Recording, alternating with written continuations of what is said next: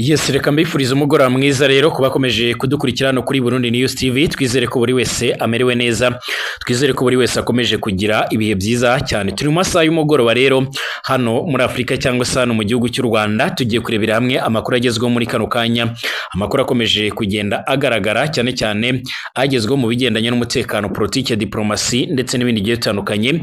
Muranyemerera muri aya makuru nze kwibanda cyane cyane kubikomeje kuvugwa hano mu burasirazuba bwo hagati. Hakomeje kuvugwa byinshi bigiye bitandukanye mu ngingo zigiye zitandukanye zigendanye n'intambara ikomeje kwabera, ni intambara ikomeje guhuza Uburusiya, ni intambara ikomeje guhuza Plutôt Irani ndetse na Isiraheli, ariko kandi Uburusiya nabwo hari uburyo rero bukomeje kugenda bugarukaho mu ruhare rwayo muri iyi ntambara, aho benshi bakomeje kugenda bibaza byinshi. Uburusiya ubundi busanzwe bufitanye umubano mwiza n'iki gihugu cya Irani nk'uko bigaragara, ndetse Uburusiya bwagiye bugira byinshi butangaza ndetse bunamaganira kure ibitero bya Isiraheli ku gihugu cya Irani, ariko kandi ku rundi ruhande abakurikiranira hafi ibera ku butaka bw'ibi bihugu byombi bashimangira ko intambara ari intambara ifite umuzi muremure cyane, ku buryo usanga na Leta Zunze Ubumwe za Amerika zikunze kugira uruhare mu bigendanye n'iyi ntambara, nk'uko amakuru akomeje kugenda tugera bivuga, cyangwa se nk'uko bikomeje kugenda bigaragara, cyangwa se nk'uko bikomeje kugenda bitangazwa.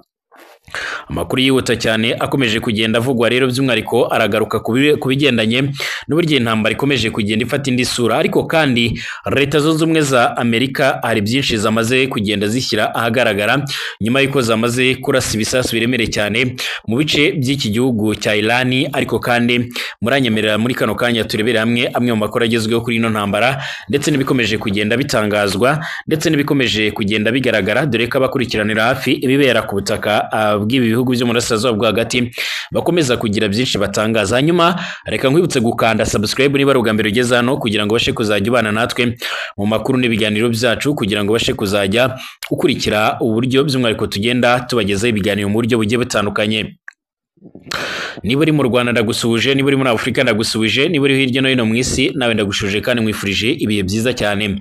Amerika yateye ibibanza bihugurirwamo rero n'ubundi nucleaire nk'uko bigaragara muri Irani ikoresheje indege zo mu bwoko bwa B-2. Perezida wa Amerika bwana Donald Trump avuga ko icyo gihugu cyagize ibitero mu bibanza bitatu by'umwihariko bihungurirwamo nucleaire muri Irani, harimo Forado, Natanz ndetse n'ayitwa Esfahani, ndetse Forado ngo yo ntabwo ikibaho, niko Trump yanditse mu butumwa bwiwe yashyize ku rubuga ngurukanabumenyi rw'iperereza.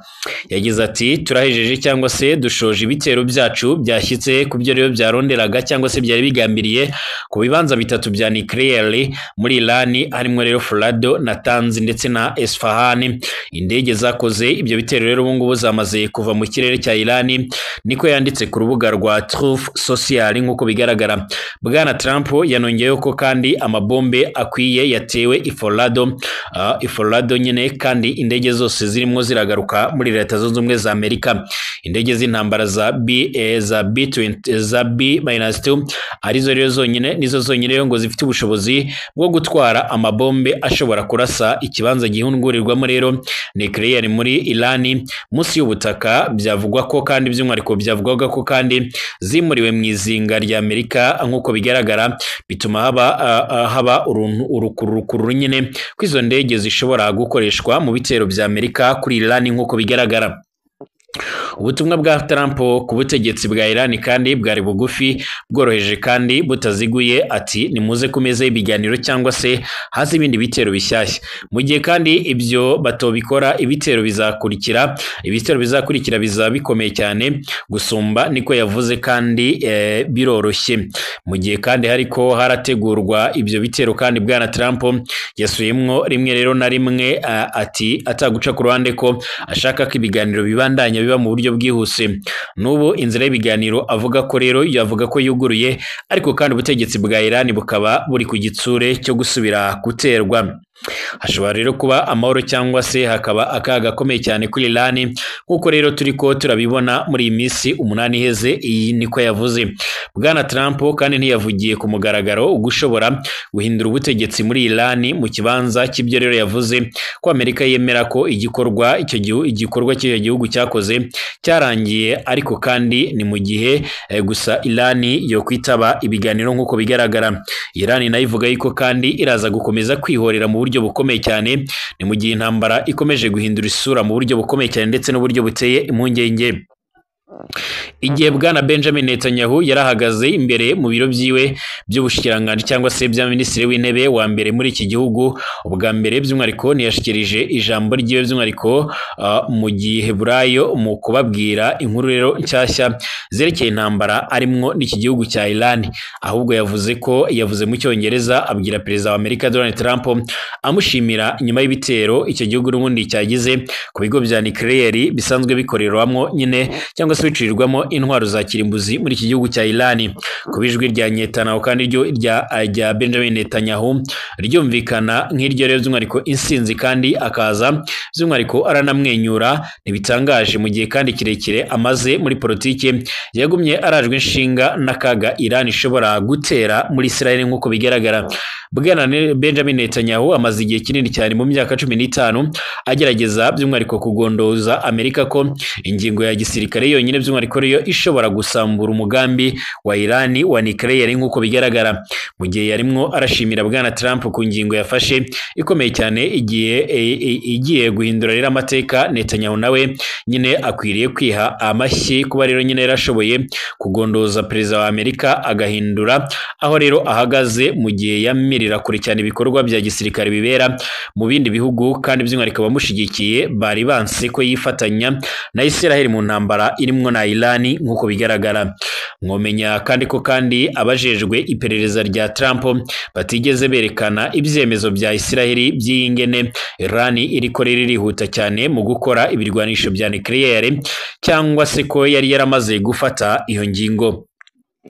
Muri intambara kandi yatangiye by'umwihariko yatanguye harahize imisi 10 leta ya Israel n'igisirikare byaguma rero nyine bivuga ko Israel ifite ubushobozi bwo kwikuraho Iran by'umwihariko atawifashije, ariko nta banga rimwe rero ko Amerika ifise rero ibirwanisho bikomeye cyane bishobora gusambura n'ubuyinga bwo mu rwego rwo hejuru cyane bwo gukingira ibigo rero bya nucleaire nka Forado, ibigo byubatswe munsi y'umusozi nk'uko bigaragara. Nimba ibigo bya nucleaire kandi byaratewe bombe mu ijoro ryakeye, ubu ngubu by'umwihariko bidashobora gukora umushikiranganje wa mbere wa Israel rero by'umwihariko azoshobora kuvuga ko icyo ariyo ntambara by'umwihariko yari igamije cyarangiye. Nkeka ko bituma rero intambara yegereza kumera ku ruhande rwa Iran, by'umwihariko ivuga ko yari yaramaze gukura ibikoresho bya nucleaire muri ivyo bibanza. Ariko kandi iyo hataba ibitero bya bombe byo mu ijoro riheze, Israel yobandanyije irasa ku bibanza byinshi igisirikare cyayo kirwanira mu kirere n'ubundi cyamaze imyaka n'imyaka gitegura. Ibyo nonekara kandi byobandanyije kugaragara ku gisirikare cya Israel, ku bategetsi bacyo, ku bahinga ba nucleaire, ku nyubakwa za leta hamwe no ku nyubakwa z'ubuhinga bwa nucleaire zishobora gusamburwa n'amabombe ya Israel muri Iran.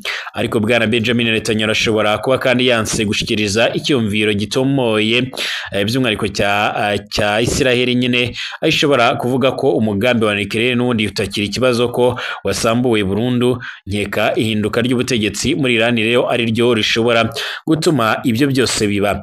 Amabombe ya B2 atankeka yahinduye rero uko iyi ntambara yari imwiragenda kuba rero ishobora kwiyongera rero gusumba, bizovana n'ingene Iran n'inshuti zayo boyifatanyamo cyangwa se bashobora kuba bahangana na Israel. Mu cyumweru giheze kandi umutegetsi w'ikirenga wa Iran yemeje kwivuna Amerika mu gihe rero yohirahira ikinjira muri iyi ntambara. Anatoly Ali Khamenei yagize ati abanyamerika bategerezwa rero kumenya ko rero igikorwa icyo ari cyo cyose cya gisirikare cya Amerika atanyeka ko rero n'ubundi kizokurikirwa n'akabi kahise nk'uko bigaragara. Ku munsi wa gatandatu gusa abahauti bo muri Yemen, inshuti za Iran zikomeye cyane, zateye ubwoba kandi ko zizogira ibitero ku mato ya Amerika by'umwihariko aca mu kiyaga gitukura, mu gihe kandi icyo gihugu cyohirahira kwinjira muri iyo ntambara. Igisirikare cya Amerika ibikorwa byacyo by'urudandaza hamwe rero n'abanyagihugu ba Amerika by'umwihariko bashobora guterwa ubu ngubu. Iran ishobora kwihorera rero mu buryo bwinshi cyane mu gihe yo bishaka mu gutera amato ya Amerika cyangwa se ibirindiro bya gisirikare biri mu kigobe cy'Abarabu cyangwa se imbere mu kubuza ko rero igitoro gica rero muri icyo kigobe kirengana, ibyo tuma rero igiciro kiduga cyane. Amerika yavuze ko gushika ubu ngubu rero igikorwa cyayo cya gisirikare cyarangiye kandi ko by'umwihariko atanyungu ifise rero mu gutembagaza ubutegetsi muri Iran. Ibi birashobora gutuma rero kandi Iran idashika kure by'umwihariko mu kwihora nkeka mu gutera ibintu rero bifitiye inyungu Amerika, ariko bidatuma rero haba abantu benshi cyane bahagwa cyangwa se by'umwihariko mu gukoresha inshuti zayo mu karere ndetse no gukora ibyo ngibyo. Iran yahisemwe rero iyo nzira inyuma yaho Trump ategetse iyicwa ry'umusirikare mukuru nk'uko bigaragara muri 2020 ku munsi wa gatandatu mu ijoro. Perezida wa Amerika kandi yagabishije Iran ko azokoresha ingufu z'umurengera mu kwivuna mu gihe rero kandi hoba ukwihorera. Mu gitondo cya kare by'umwihariko mu seruko bwo hagati by'umwihariko hari mu mayira abiri cyane harindiriye niba rero ibi ari intango y'uko rero intambara irangira cyangwa se ko ari intango y'intambara ahubwo ikaze gusumba iyo twari dusanzwe tubona. Ni intambara twiyemeje kuzagenda tubakurikiranira 5 kuri 5. Tugaruke mu kanya turebera hamwe andi makuru agezweho.